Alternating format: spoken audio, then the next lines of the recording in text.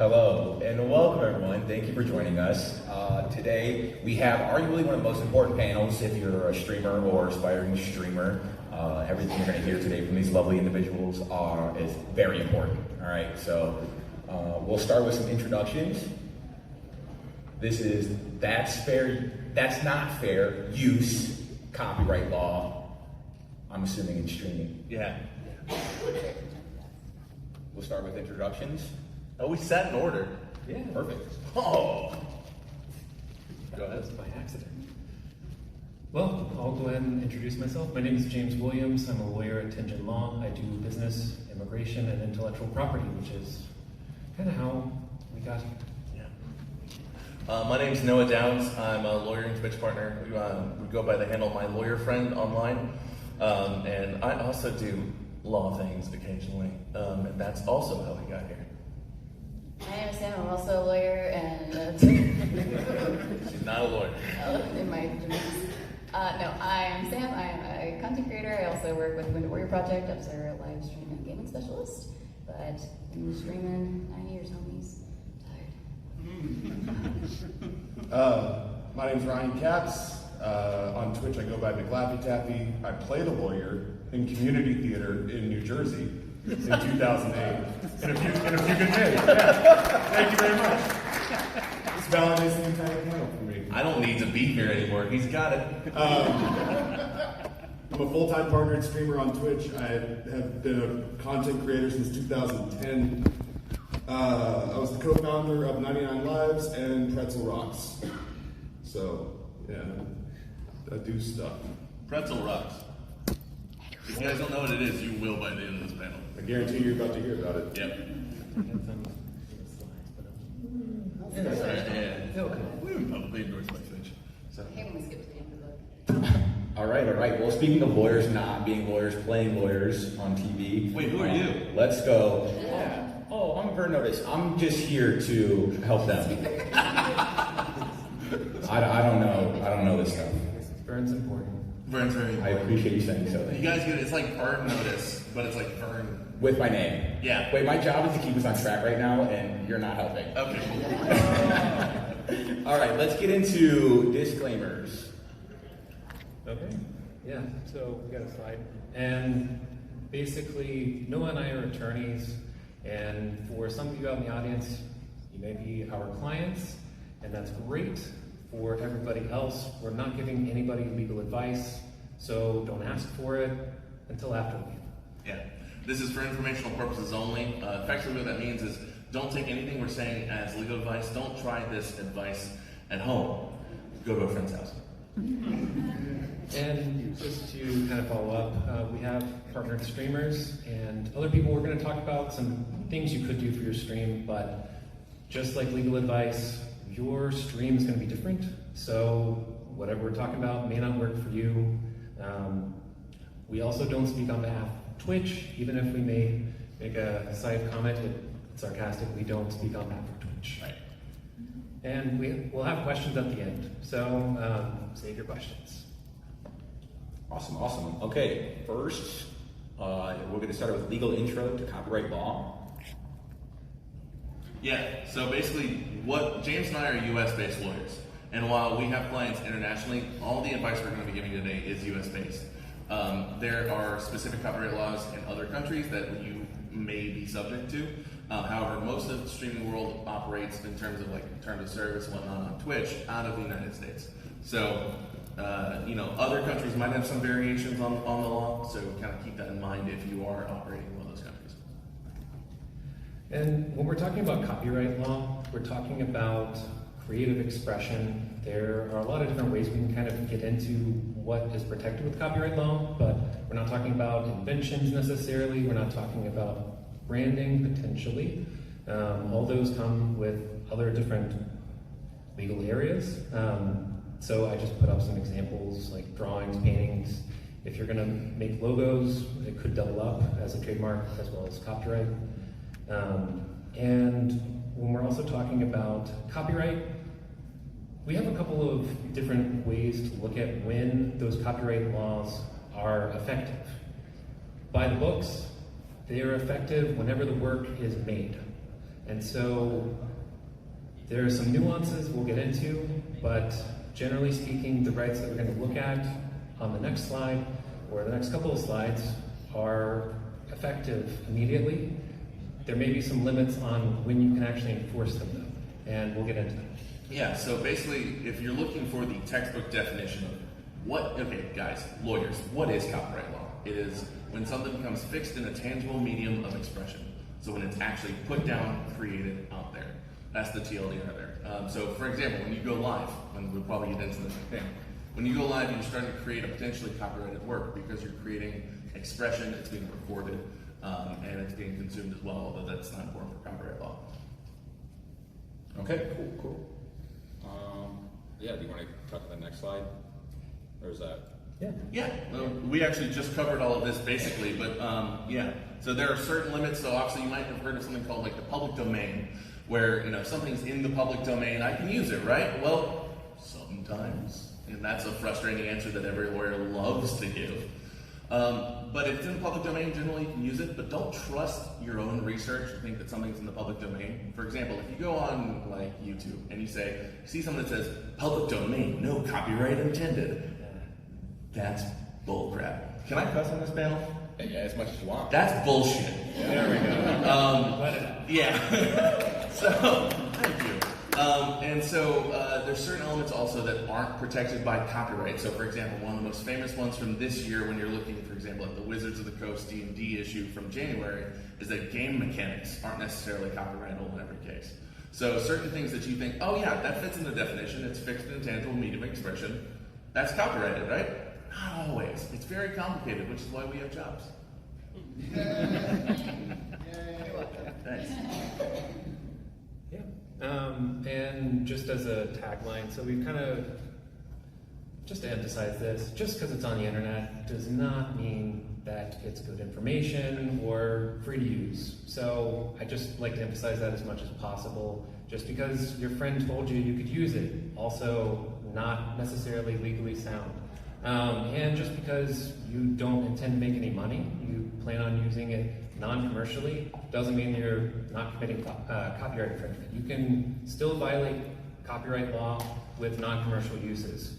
There's a whole argument about whether somebody would want to pursue you or enforce their copyright laws against you if you're not making any money. Judgment-proof plaintiffs, people who aren't making any money, there's lower incentive. Exactly. And so like you, for example, you might also have a friend that says, hey, yeah, man, I created this, you can don't use it. They might not be able to give you the rights to use that. For example, if they've given that right to somebody else. So just because Joe down the street says, yeah, man, we're cool, doesn't mean you're always cool. So make sure you do check out and do some basic stuff when you're going to use other people's content.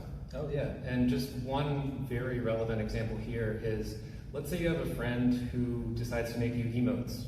Well, if they make emotes or other content that you're going to use in your stream, and let's say they're from a very popular franchise or like Nintendo or something like that, then sure, they may have the individual rights associated with their drawing, but there are secret underlying content rights for the Nintendo content.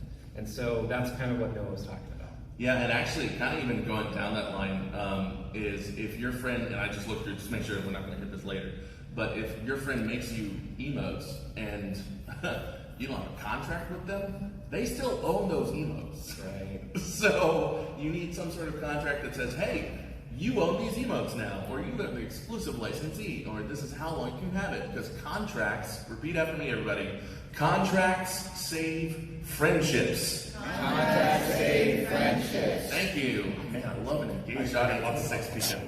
So, but yeah, so for example, if your friend, you hire them and they make you the best lull emote or whatever, you're like, man, I love this emote, and then you and your friend get in like a bar fight or something, that got really extreme. It happens. It's not that far out there. I could talk the whole hour about this one. No, you can't. And they say, like, the next day, you can't use that emote anymore. They can DMCA your channel to get it taken down, and there's nothing you can do about it. Everybody's kumbaya when the content's making $0 a year when it starts to make actual money is when the knives come out and people show their true colors. And yeah, I don't know if you can feel the heat coming off me right now, but forget friendships. Contracts save lives. Yeah. So make sure you have a contract. Written. Yeah, written contract. There we go. Thank you. Because I mean, here's the thing: if they say you can use it, it's a verbal contract. But how are you going to prove that? Exactly. With the writing. You think so? That's still recorded contract. And sending an email or something, you might be able to like make a contract after the fact, but like get just formal contract, please. All right. So next slide is just kind of going over some of those rights, things that you get under copyright law, and again, American copyright law. So this is a very productive list. Making copies. I mean, when we were talking about copyright law, it came from like the printing press time. So they were literally thinking about making a physical copy, and it was much harder to do. Who has the rights in the copy? Yeah. So there's the right of reproduction. The next one, preparing derivative work. So this is where all the fan content usually falls into, and it gets really tricky. There are the whole transformative nature, all of that kind of gets into the gray area of derivative works.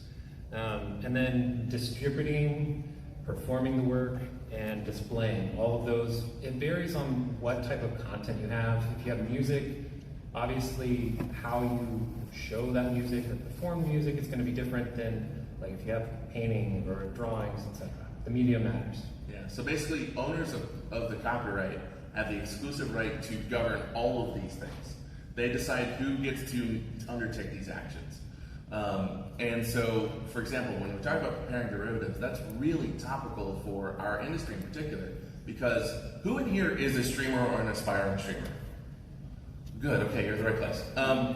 All of you, when you're playing games on your stream, are making derivative works. Think about that. So if you are playing a game that doesn't expressly have a license in the terms of service, or like a streamer, you can stream this game, or like a policy, then in theory, you're infringing on that developer publisher's copyright. Think about this. This is not actually being broadcast out, right? This is I'm not aware if it is. All right, cool. This platform has gotten so much better about everything they do. There's a lot of publishers and developers out there that, oh man, I got really loud in a second.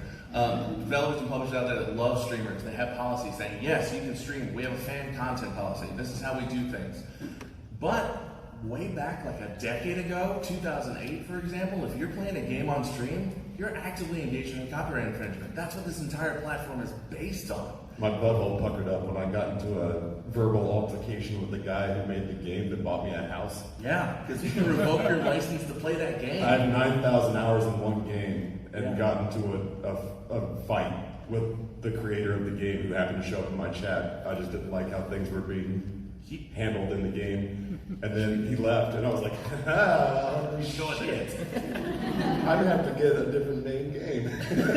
Like if he goes like a big blanket statement where he's like, I give everybody in the world the rights to play The Binding of Isaac, except Ryan Capps. Have you heard of the Now they know what it's MyLawerFriend Final Fantasy 14? Oh my, Final Fantasy 14. So basically, this entire industry is founded upon illegal activity. Cheer for that. I was there.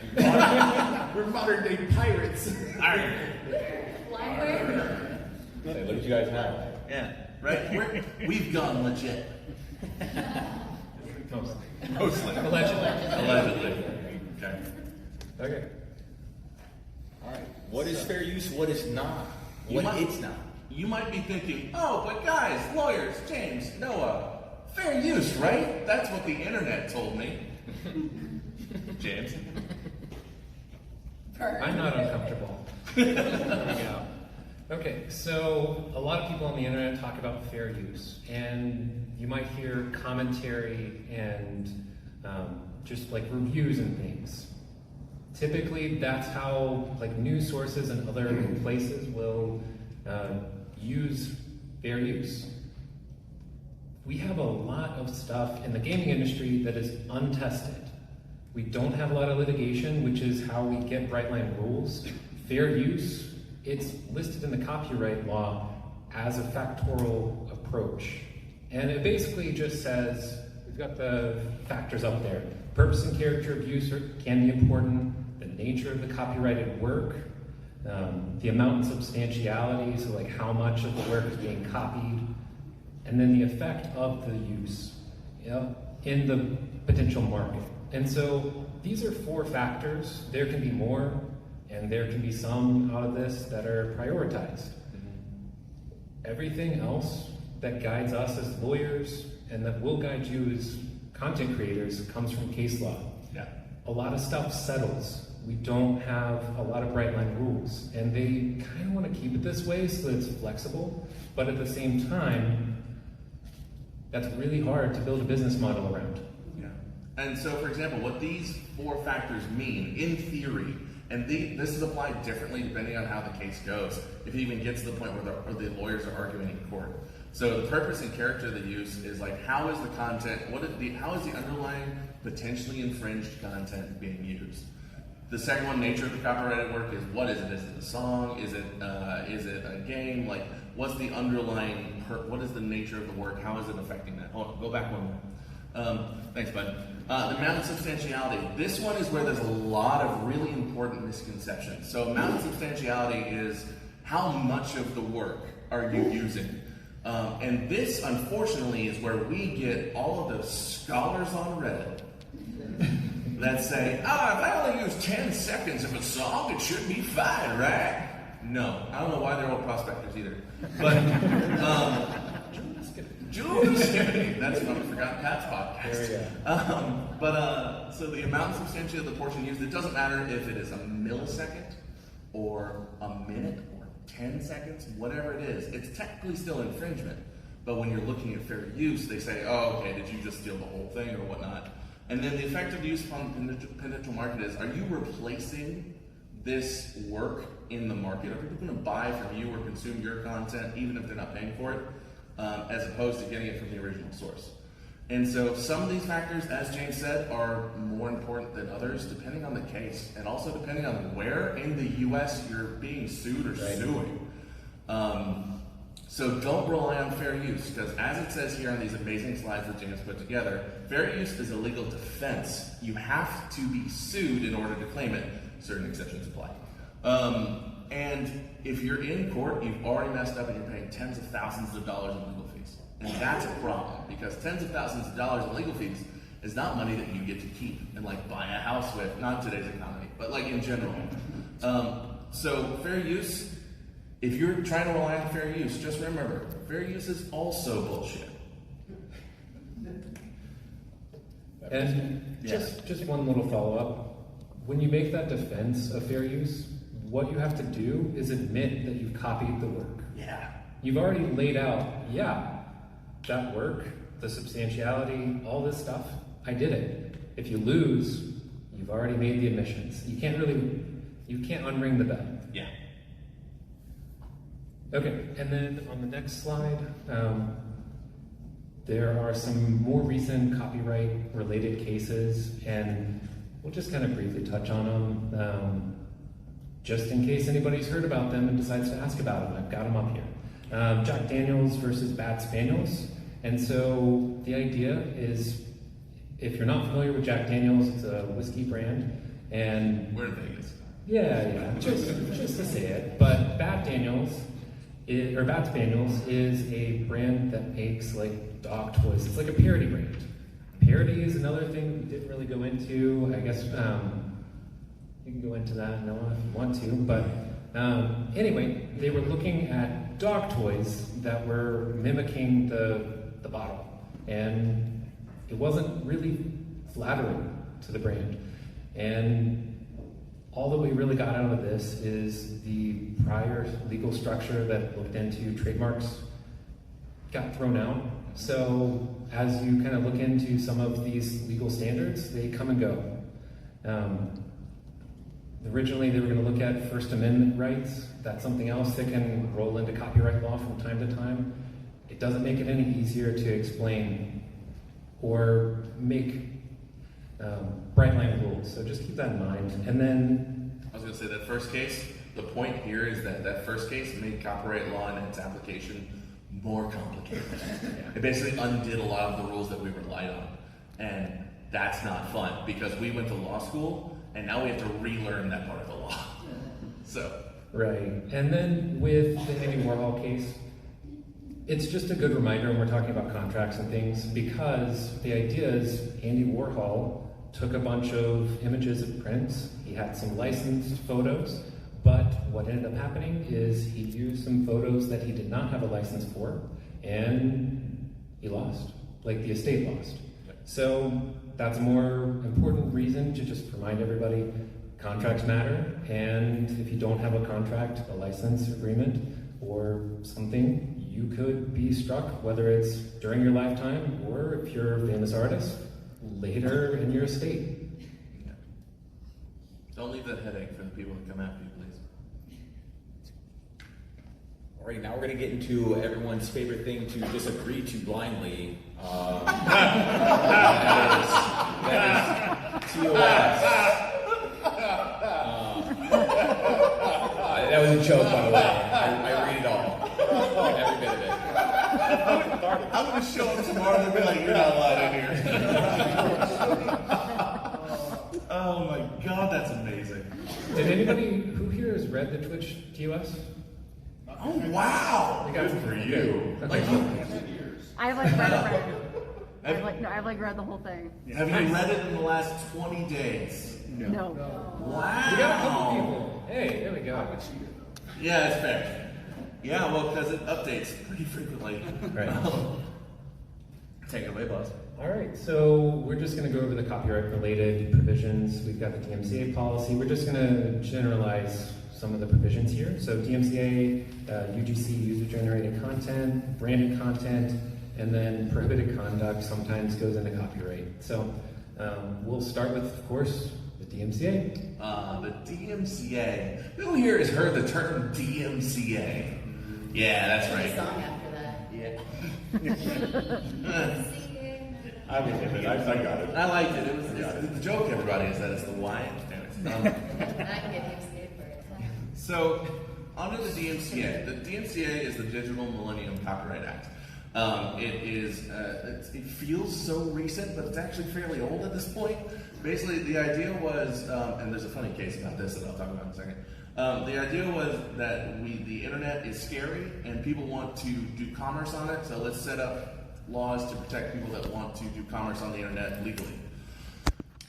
And by doing so, they made the laws to make it legal. So under the DMCA, Twitch is what we call a service provider. They provide a service. Easiest part of the law lawyering for me. That's very self-explanatory. And as a service provider, they have certain safe harbor provisions, meaning that if certain actions occur, as long as they act under the law, then they are protected from being sued. Because nobody wants to be sued, least of all Amazon, Papa Purple. So, what Twitch is legally obligated to do under the DMCA is if somebody says, hey, Taffy is streaming The Binding of Isaac, and he's not authorized to stream The Binding of Isaac, I am the owner of The Binding of Isaac, they can submit a DMCA takedown notice to take down all of the content. Or they can do it one piecemeal, one at a time. And so Twitch is legally obligated upon receipt of that takedown, assuming it has all of the requirements, to take down that content immediately. Without looking into it, they can't make judgment calls, none of that stuff. Then, Taffy has the option to respond to that DMCA with a DMCA counter notification. And if there's a DMCA counter notification filed by Taffy and it's, has all the required elements, then Twitch has to reinstate that content unless the owner who submitted that takedown files a lawsuit and gives a copy of the lawsuit to Twitch. With me so far, that was a lot of legalese. Alright, cool. So, obviously you've all heard about the DMCA, mostly in the music sense, quite frankly, let's all be very honest. And so, a lot of streamers have had to deal with this because they're playing music on Spotify and whatnot, and labels are enforcing their rights and making sure that artists get paid. So they're doing their jobs. And so a lot of content creators are thinking like, hey, I played Alanis Morissette. I don't know why that came to mind. I played Alanis Morissette, and I didn't even think about it, but now my entire VOD's down. And it's not because Twitch is taking it down. It's because the labels are filing it, or filing takedowns, or the rights owners are filing takedowns. And then there's just a legal process to go through.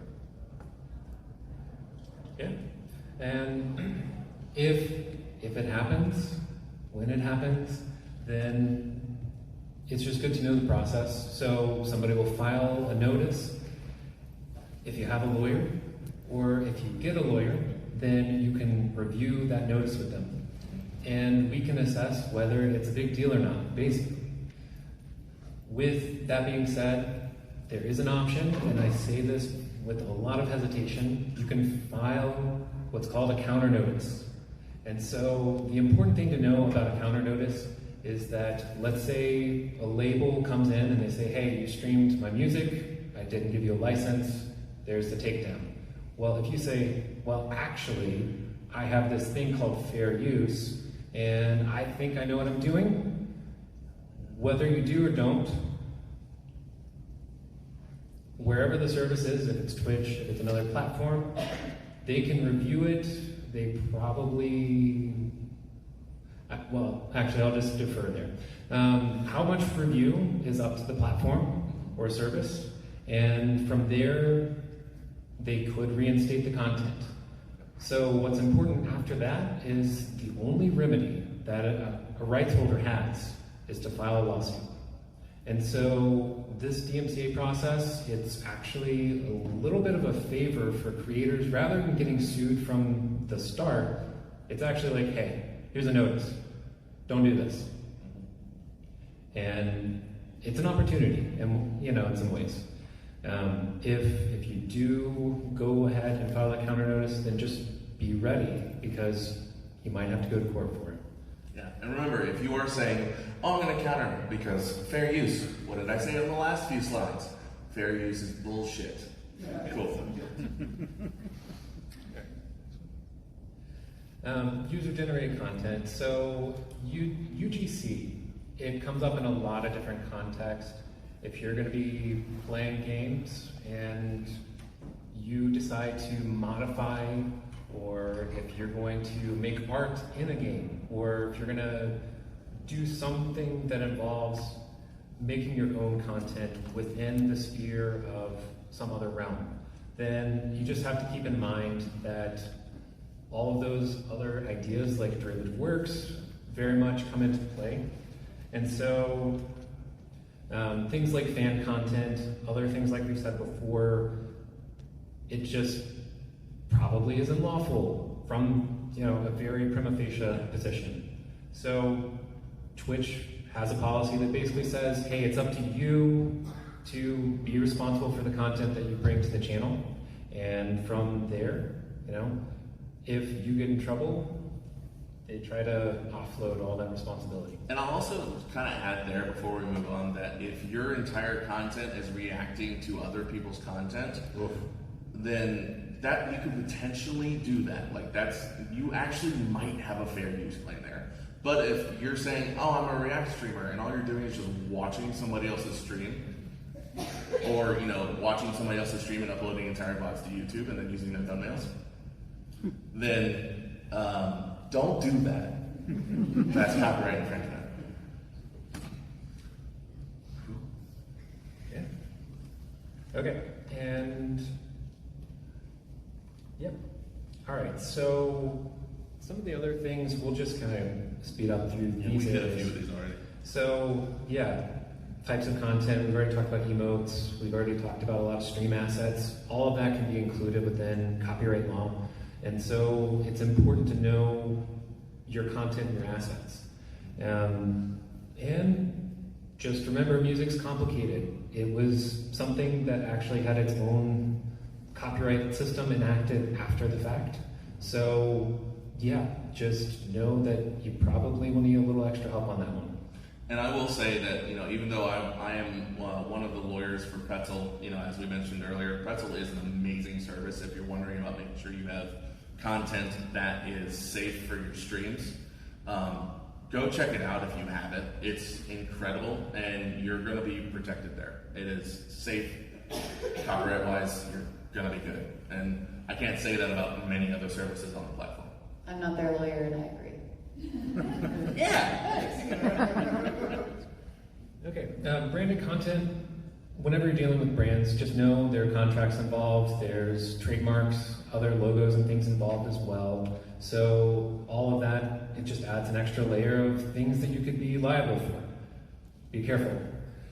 Twitch basically says the same thing. Take it seriously, make your disclosures if you're making money. Yeah.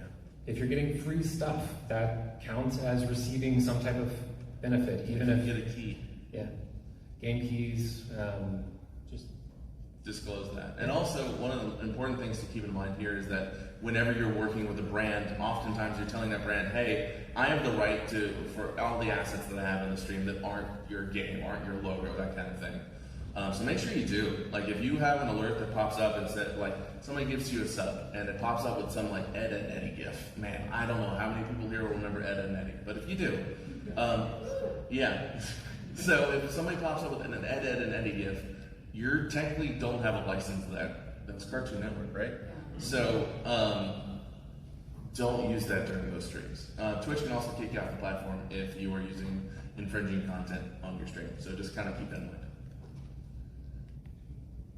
And if you engage in prohibited conduct that's on the list from Twitch, just know that that plus copyright law is just another reason they can kick you off the platform. So that's not even copyright law necessarily, that's just TOS. Yeah. That's really all I got for that. Okay. Well, now we can look at it through the lens of a streamer. That's where we were going to. Yeah.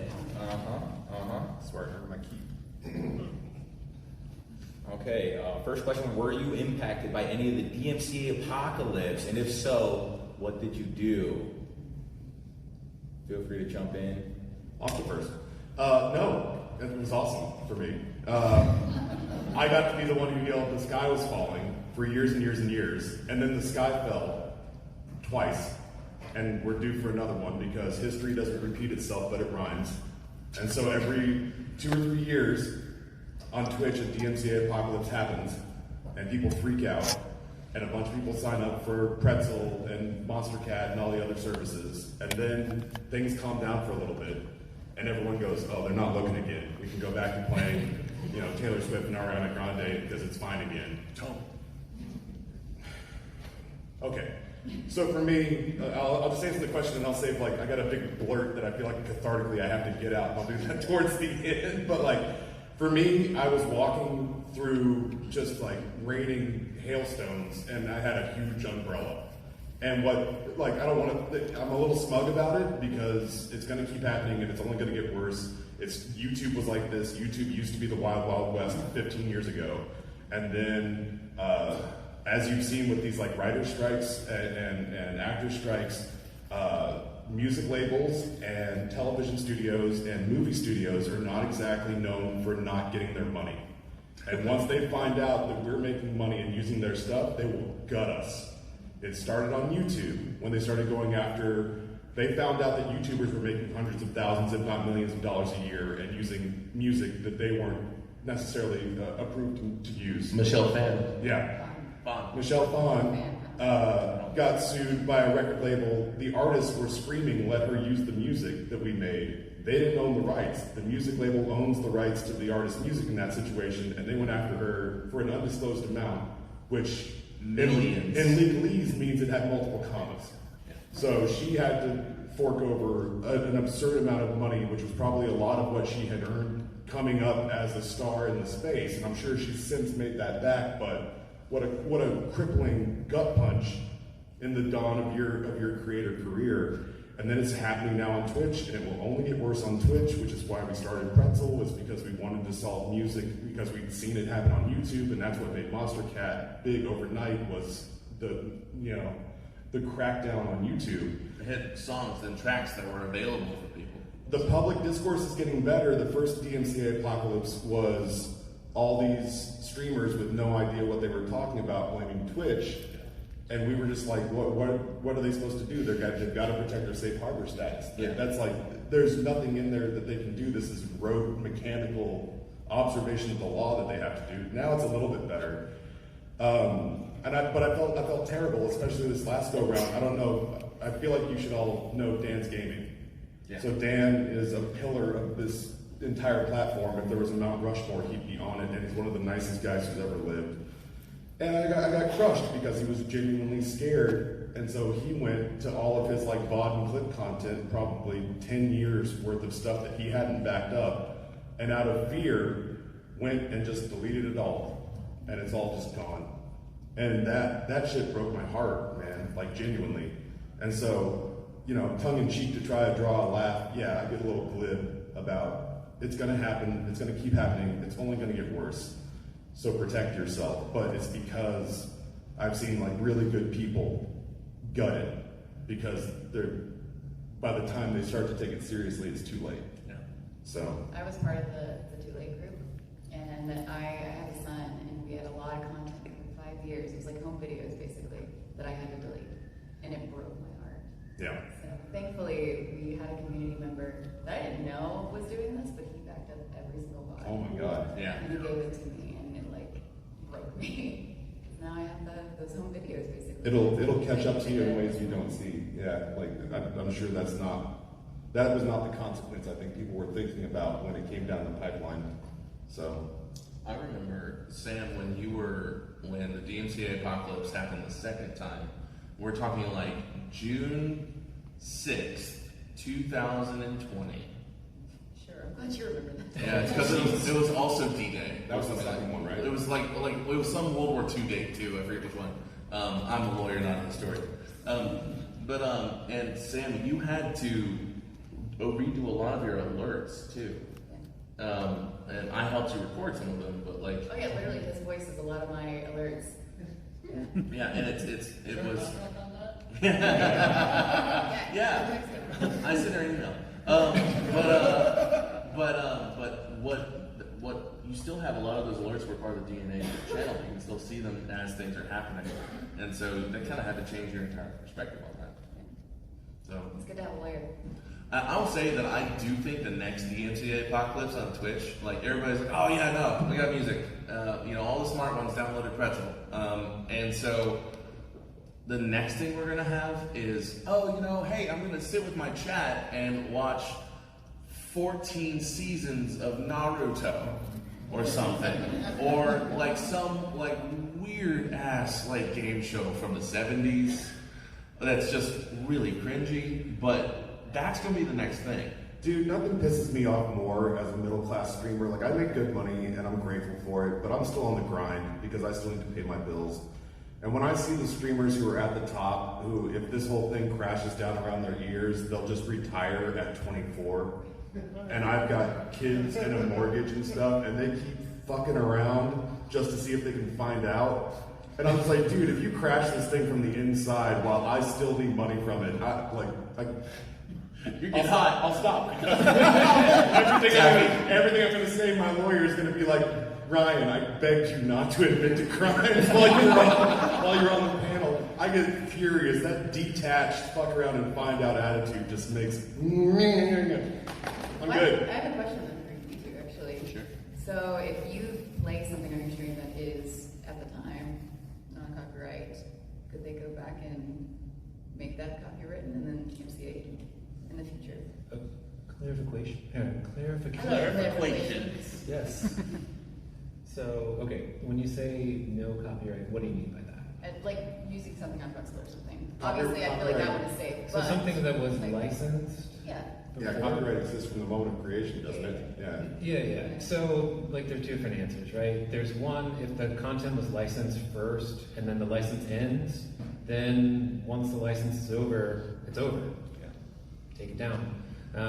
If there was a situation where the content wasn't registered or protected in a situation like that, it might be a little bit more complicated. I would actually say, not to jut in on that, but I would say that even if it's not registered, that doesn't mean there's copyright rights there, and you can still file a copyright like takedown based on something that's copyrightable. So because copyright attaches from the moment of creation, even if nobody's registered the copyright, they can still go and take down. But like with the end of the license, that's also a huge thing. Like say you license a track for 2 years for like some show you're doing. I won't point out who, but there are companies like Pretzel that are not Pretzel that will do this, where basically the license to their music is only active so long as you're subscribed to their service. Yeah. So if you're taking your Twitch content and you haven't separated the music audio out of the VOD and then you port it over to YouTube, not only do you not know whether or not it's safe to port from Twitch to YouTube, but the moment that you stop your subscription to their service, they unwhitelist you and can actually strike your stuff. And also your licenses can be revoked. Yeah. So for example, if you are like I said earlier with the emotes, your friend that you got in a bar fight with, remember that? That applies to music too, and to video content. And so, for example, who here has heard of PewDiePie? Cool, that should be funny. PewDiePie famously had takedowns on his YouTube channel because he got in some very bad situation that I don't encourage anybody to get into. And a publisher said, hey, you have 3 VODs playing my game. I'm revoking your license right now. Didn't even have to tell him. Just issued takedowns, and because he revoked the license, and so that can happen. And if something like that happens on Twitch, you can only get so many of those before you're off the platform forever. So you've got to safeguard yourself because, is it still the baseball 3 strikes and you're out sort of deal? Well, so now, or is it negotiable now? Like where they just rolled out something really cool. Yeah. They took a page out of YouTube's book and have the copyright school. Oh God! So it's like traffic school for copyright strikes. Yes, and so you can get a copyright strike in certain situations. You have to apply, be accepted, and then you go through the copyright school, and they'll remove a strike from your account. And so it's nice, and you're only eligible for a certain amount of time, and they don't let everybody do it. But it would not be a good idea to count on that system because Yeah. if you were like, if something like that happened and you just pissed off the wrong dev or something, Yeah. and you caught 3 rapid fire strikes in a row, congratulations, you're off the platform permanently. Yeah. Yeah, I don't even have the rights to a certain facial expression that I make. So I'm a global Twitch emote. I'm the emote you what? Yep. And I cannot use that face on my stream. It's my face. Can't use it. Because it's theirs. You want and I didn't have a lawyer at the time, but it content. And you want Prime too, right? Yeah. 2 global votes. With royalty votes. So, Is another question, is there a difference between a notice and a strike? yes, you can get a DMCA takedown notice, but not necessarily a strike. Strike is a platform-specific thing. A notice is a legal thing. So if you get a notice, they're going to remove content. It's up to the platform to decide if you get a strike, because that's how they strikes are related to repeat infringement. Under the DMCA, now we're getting into the weeds, guys. You ready? So under the DMCA, they have what we call a repeat infringer policy. So it's aimed at saying, hey, this dude has done this 4 times on your platform. Can you just get rid of him? Because he's just going to keep doing it. Because if there's no consequences, then you keep doing things. So under that repeat infringer policy, that's why we have the copyright strikes. Typically it's the 3 strikes and you're out because everybody knows baseball. Or most everybody does. But it's not necessarily in the law that it has to be 3 and you're out for a repeat infringer policy. So We were watching the Rangers game before we came here, and I'm really sad. You shouldn't have brought it. Yeah. Right. So that's why we have strikes. It's the platform specific process as opposed to the legal process, which is notices. I just want to give us a friendly reminder that in about 5 to 6 minutes, we're going to be fielding questions from you guys. So we might have to burn through these last few slides. Yeah. We got this. The last couple of slides. I'm leaving you fine. I do want to hit some of these questions though. Like, how do you as streamers make decisions about using third-party content? By show of hands, how many of y'all are in the genesis of your content creation career, but your aspiration is to get to a place where this is your gig? That's a mouthful of question. Who's starting out but wants it to be their full-time gig? All right. Good. Dress for the job you want, not the job you have. it breaks my heart when people will come up to me and ask me like what gets you to that next step, and I'll give them advice and I'll say things like, oh, what do you do with your content? And they'll say like, oh yeah, the other day we were just watching Family Feud from 1984 and like kind of talking over it. I'm like, oh, you gotta be really careful about that kind of stuff. And their response would be, I'm too small, nobody's gonna notice me, it's fine. And I was just like, come on, man, just like that. Like I was real loosey-goosey in the beginning too, some 10 years ago, and it was with that attitude, and a lot of those like shitty takes that I had got beaten out of me by that really good friend of mine right there, where I'd say things like, oh God, I'm scheduled to stream tonight, but I don't want to stream tonight, and he'd be like, so you want this to be your job, right? And I'd say, yeah, and he'd go, so who gives a shit what you want? Like, go to work. That's the best advice. Yeah. And that's Nate back there. yeah, by the way, other co-founder of Pretzel, who wanted to make sure that I wasn't bringing that shitty attitude into the company we were co-founding. So I got a lot of rough love from him about things like that, and I think that this is definitely one of those things where it's like third-party content, having artists create work for your channel, just get contracts. Don't engage in questionable ass behavior thinking you're just going to get away with it because you're too small and no one will notice, because if the goal is that you're going to get noticed, then you'll get noticed, and the shit in your backlog will get noticed. And at some point, if you are, God, I'm rooting for each and every last one of you. If you are making the kind of money that you want to be making, that makes dreams come true, then at some point you're going to get eyeballs on your channel. And I've definitely learned, like, I used to be able to just kind of run off at the mouth and say all the dumbest shit I wanted, and now I sometimes say the dumbest shit I want, and the person I'm talking about is straight up there.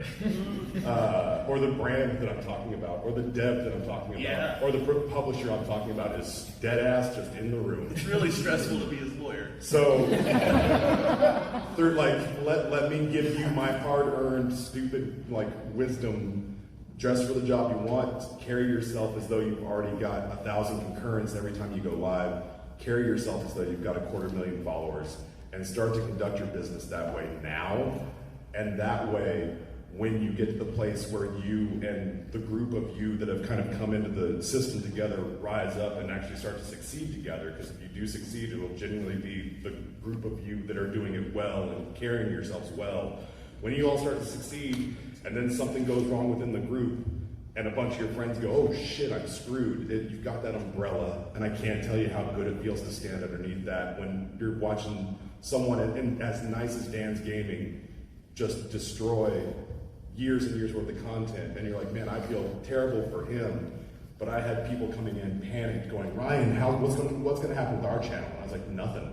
I'm not deleting anything. I haven't played a track that I didn't have permission to play in 7 years. Yeah. So we're good. So that's my advice for third-party content is behave like an adult, get contracts, don't do questionable stuff, and act like you've already got the success that you want. I can't add anything. He said it all. Sorry, that was my big, that was the thing I had to get out. I'm rooting for all of you. Do all that. That's the only valuable thing I have to offer. I actually have a question for Sam, and we can actually have a couple slides that we can just go straight through. Okay. You are doing a show on Twitch right now, which comes with a lot of stress and making sure that you have to clear things and get things together. And you're producing the show. Shout it out real quick, by the way. I have a show with Twitch called From Dusk to Door, where I go to creators' homes, dig in their closets, and show them how to dress the clothes they already own to help lessen the fashion carbon footprint. Yeah. Doesn't tell them that she's coming over first. Like, they show up on No, we Twitch. do. So when you're going through that process, how do you choose the music? How do you clear everything? How do you, what kind of legal process am I making you go through that? I look for things that I can use. That's about it. And then I listen to them and think, this one fits well. Are they having you go through a clearance process for that? It's my IP. Everything's mine. Woo! Yep. Stressful. Yeah.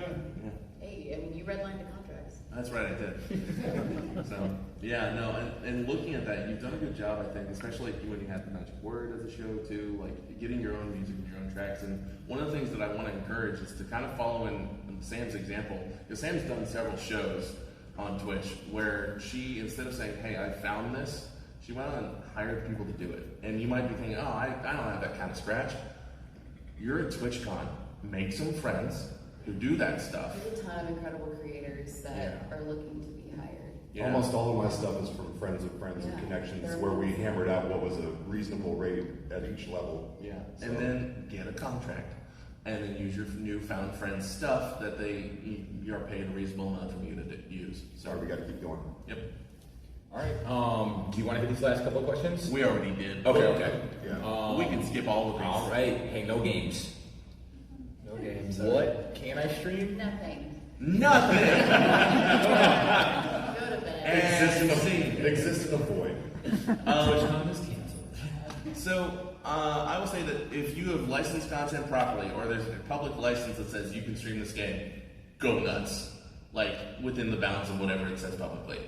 Just keep in mind, hey, if they do end up revoking that down the road, you could be in trouble. So keep track of where you're getting these licenses from. Where possible, screenshot that license and keep a record on your desktop. This is a job, folks. Treat it like one. You gotta have records and take care of that kind of stuff. I'm going to interrupt really quickly. If they have a streamer mode, put it on. Yes. Do not leave it off because you want to hear the Streamer modes are awesome for that. Yeah. You will get in trouble. There's Put it there nothing for a like, reason. nothing like playing Alan Wake and having David Bowie pop off and your butthole just puckers up like that. Even that. We do. You want to take the next few? I think we already did these. Yeah, I mean, just, use your own content. If you make your own original content and it's not derivative work or anything, then, the risk is lower. Also, That fourth point for royalty-free music, just really quickly, just because something out there on some random ass YouTube page says you can use this, it's totally cool. Pretzel has the exact license, and it's not just me stumping for Pretzel, but Pretzel has it right, so you need to also find, if you're not going to use Pretzel, use something that is also right. But Pretzel has synchronization licensing specifically for the platforms of Twitch and YouTube. From the artists that they sign, they don't have it for one, they have it for the other, and they have a toggle on the player that will keep like YouTube unsafe tracks out of your Twitch playlist. They have synchronization licensing signed from every artist, which means that you have the right to pair that music with video under the platforms that they've provided. Like, it's complicated. When we set off to do this, we set off thinking we'd solve it in a year. We'd just come up with like a player, and we put some music in there from our friends. No way. We found ourselves reading laws from 1911 that regulated player pianos that are still applicable today because they haven't ever been changed. It's so stinking complicated. So just like, if it feels sketchy, you're like, oh, it's like the Beatles, but it says it's fine. It's like, just be super careful. That's all. Boodles. The Boodles. I came into working for Pretzel as their primary counsel for the longest time, thinking, oh yeah, I got music law. And by the end of it, I was like, oh god, I now have music law, and I did not before. So it's that complicated. We thought we'd knock it out in a year, and now we have people who have worked with us who have spoken in front of Congress. Yeah. It's been that kind of a ride. So it's complicated. Be very careful. And to answer, what can I stream? Whatever your lawyer tells you to. Murder law. Yeah. Okay, do we want to just go to questions? Yeah, from the no, audience? questions. Okay, just as a general rule of thumb for time's sake, please limit to one question. Feel free to step up to the microphones. We'll answer as many as we can in the time we have left. Also, on that note, also for the legal questions, we can give you general informational stuff, but if you come up and say, like, hey, on my stream, we can't answer that. So save that for afterwards. I run a DJ collective that migrated in early 2020, like every DJ ever.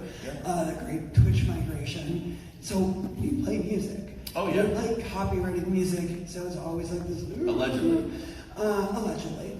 I mean, it's all derivative because it's mashups, but still.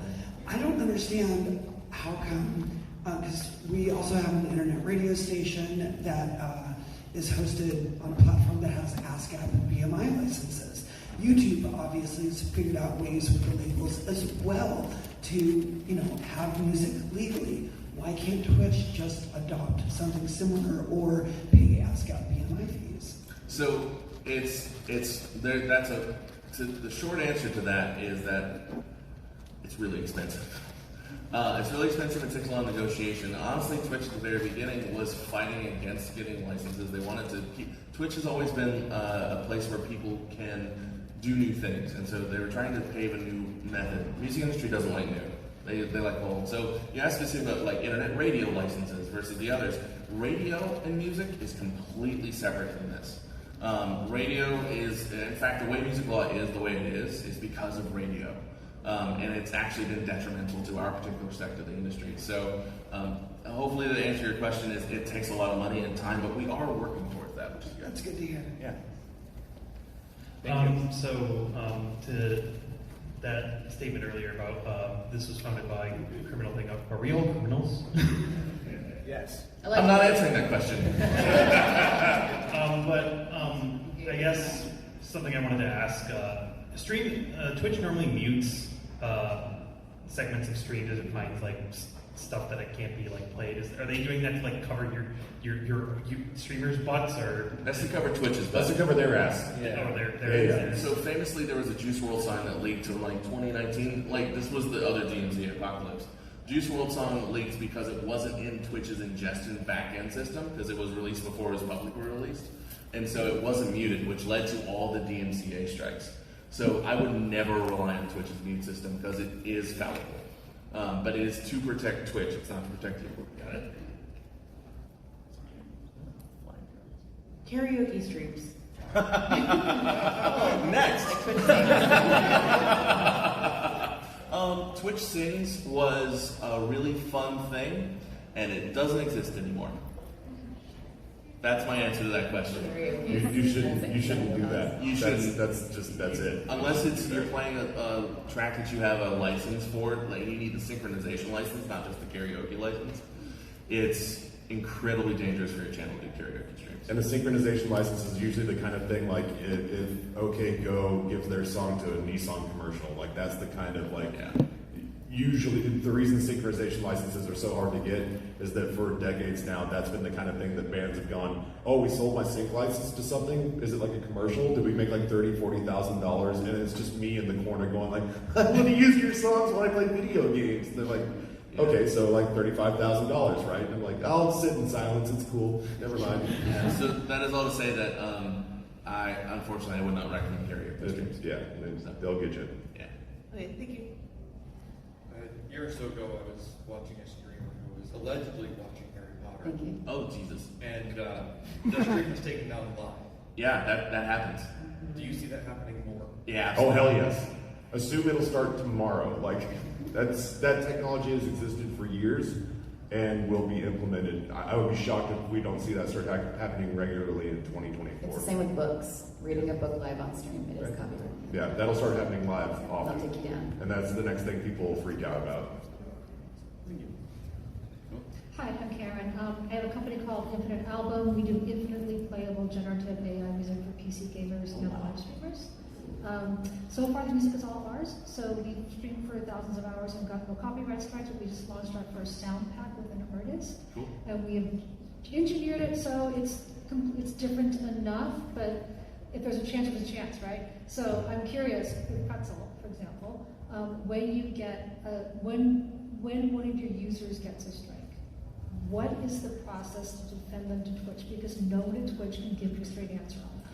Full disclosure, I don't own Pretzel anymore. Right, But it happened. but I can say, Pretzel's never received a DMCA strike. Yeah, for anything that's been licensed. For anything that's been licensed, Pretzel's never received a strike. We've had mutes. Your users have never received a strike. So No, you've never not had a one. Right. They've had mutes occasionally where the system. We've had bot mutes happen where there were hiccups in the system that got ironed out, where we pulled the song out of the catalog once it was reported to us, and then we contact Twitch because we don't have direct access to Who do you Automagic. contact at Twitch? Great question. We'll talk about that one afterwards. Please do, because no one will give me a straight answer there, and I've talked to like No. the people. I am shocked. We are not attacked, sir. Sorry. Basically, they point out Automagic points at Twitch, and then in the middle going. That was McLaffyTaffy talking. I'm sorry. So That's very yeah, great question. We're making huge inroads with Twitch, but it has taken a minute. Yeah. So 6 years. Thank you so much. Of course. yeah. Guys, awesome panel, love it. My question was for older games that definitely predate Twitch. If you stream them, is this uncharted territory, and do I need to be careful? It's not uncharted. A lot of those companies have gone under, quite frankly, or their rights have been bought at auction, and so it's unlikely that anyone's ever really going to do takedowns for those. So you have a practical versus a legal risk there, which makes me just pucker to even say. But I would not be concerned overly, but if you do receive a takedown, talk to a lawyer immediately, because that's going to be more complicated. Okay. It can happen. Yeah, it can happen. Yeah. Thank you. Thank you. Hello, I'm the Dirty Singer. Hold up, boss. Thank you. No, hold it. No. Okay, so stop me if I can't ask you this, but let's say no record company, producer dead, musician's my dad, not my dad, the person's dad. He got verbal confirmation and can get written confirmation that he can use the music. There's no producer, he's dead. No record company. And, he's been playing it. and he's been playing the music and not getting striked or anything. Is this person in trouble? That feels like an after. That's an after question. Yeah. Okay. Yep. I'll see you later. I don't have anything to add. I just want to hear it. So. Can we finish these last two? I know we're at time. Yeah. Okay. Cool.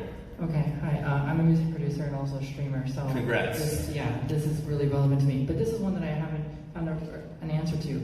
You know, with Splice, right, using samples and stuff like that that are legally licensed, oftentimes I've got DMCA'd on my own songs that I produce that I legally had the rights to use a sample for because another artist already used that same sample, right? And so now I'm at a war with them with the appeal saying, well, I own the sample rights, but no, we own the sample rights as well. So how do you solve that situation in the era of legalized sampling, which is so accessible? You hire a really good lawyer. Yeah, I have one, my wife. She's right here. Fantastic, that's awesome. Congratulations. She's not a music attorney yet. But I would say, golly, that's a bad problem. I honestly, this is gonna suck as an answer, but I would avoid really widely used samples and sample packs. Because unfortunately, you just have some people that will grab it on Fiverr or upload something to Fiverr, just grab that pack and just use every single thing and upload it without mixing anything down, and then they will claim everything, and that's how they make their money. It's a nightmare to navigate on all platforms. Like I remember at one point we had access to the YouTube backend and ingestion, and we saw a guy who was claiming white noise. Yeah. White noise. Like he claimed ownership over white noise.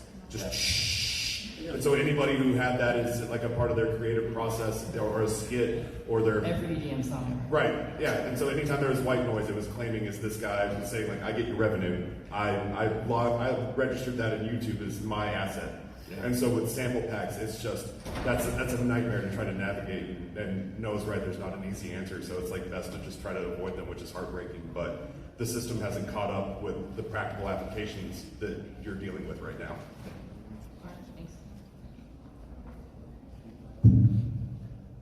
What about like the stream alerts and stuff like that? So like people have like the little like stream elements and stuff like that where it's like 15 bits and it like plays the sound or something. You remember my thing about Edit and Eddie earlier? Yeah. That's from that. Gotcha. There you go. Appreciate it. Mind Flayer again. On the emotes question, a friend designs an emote and then you get to fight with them. If you contract with the friend and money is exchanged and that's clearly enumerated in like DMs and you have a record of the transaction, do you own that design at that point? Is this even a copyright issue? So, the terms of the contract matter a lot here. There is a difference between a license and an assignment. When it comes to this kind of stuff, if you want all of the rights so that you never have to go back, you need a full assignment. And the copyright laws actually refer to work made for hire, and there are other ways that you can add language to it. That's how you would do it. You want an assignment. Otherwise, you just have permission. which can be revoked, like we said earlier. A lot of laws for musicians and for artists, and this isn't meant as a dig, but a lot of the laws for musicians and artists are kind of built in such a way that it treats them like imbeciles, and it makes it so that it has to be this explicit handover of rights to protect a lot of like understandably ignorant about very complicated laws, artists and musicians. And so to get that assignment of rights, you need a really aggressively, like a one-page work for hire that explicitly states the moment my pen leaves this page of drawing this art, it belongs to you. It's like driving off a car lot. Yeah. Once you drive that car off a lot, it's yours. Any gray area on that, as a content creator, any gray area on that, I assume if I don't have it handled correctly, will fall back to the person who originally made the asset for me. Yeah, fantastic question. Yeah. So there's no presumption of like, you need like specific language of assignment. There's no presumption of it. There's actually a presumption against you. Yeah, it's working against us and for the artist. Yeah. Okay. Great question though. Yeah. Also, unfortunately, due to time constraints, we're going to have to cut it off there. We'll stick around out there. I was going to say, I highly recommend you guys follow these four panelists. Amazing people. Thank you so much.